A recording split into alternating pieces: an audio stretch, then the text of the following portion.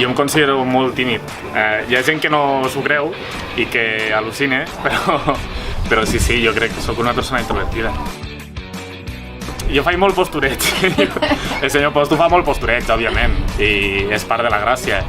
Però, si te soc sincer, jo sóc un enamorat de Lleida i de la terra de Ponent. Que tenim coses xules i que xerrar així com xerrem també està bé i que els tractors també molen i els pagesos i hem aconseguit girar la truita, no? Me n'he donat compte de que a la resta de Catalunya potser també hi havia una petita necessitat de dir ei, que també moleu, que us volem conèixer. Jo crec que un dels problemes que tinc és que me preocupo molt.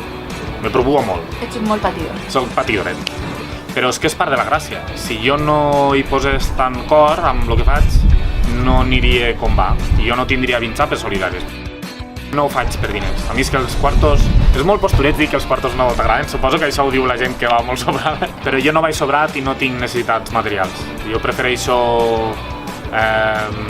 que no em falti per anar a plec, per pagar-me la penya, però no necessito un cotxe... Jo tinc molta imaginació i a mi se m'ocorreixen moltes coses, però no tot ho puc publicar. Jo sé que tinc una responsabilitat. Bueno, sí, hi ha una cosa que no faig. I, per exemple, jo al Tinder no me puc posar.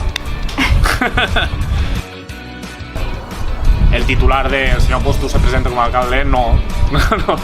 I no m'agrada massa, però a mi el que me mola molt d'això és que cada vegada que parlo d'això hi ha molta gent que se posa nervioseta. No, hi ha una mica de personalitat disassociativa, que es diu, en el sentit de que a vegades el que faig amb màscara ho sé veure des d'una tercera persona. És a dir, no m'afecta tant perquè entenc que no és que no formi part de mi, però ho sé separar, no? I això és la manera també de que les coses no se te pugin al cap o de que no te tornis completament boig. Jo en plan molt motivat, no? De, us vaig a revelar qui soc, I la gent, bueno... pensaven que ets més guapo. El Postocomiat, que si es ens seguiu a Postureig de Lleida i a lleida.com, que també fan molt bona feina.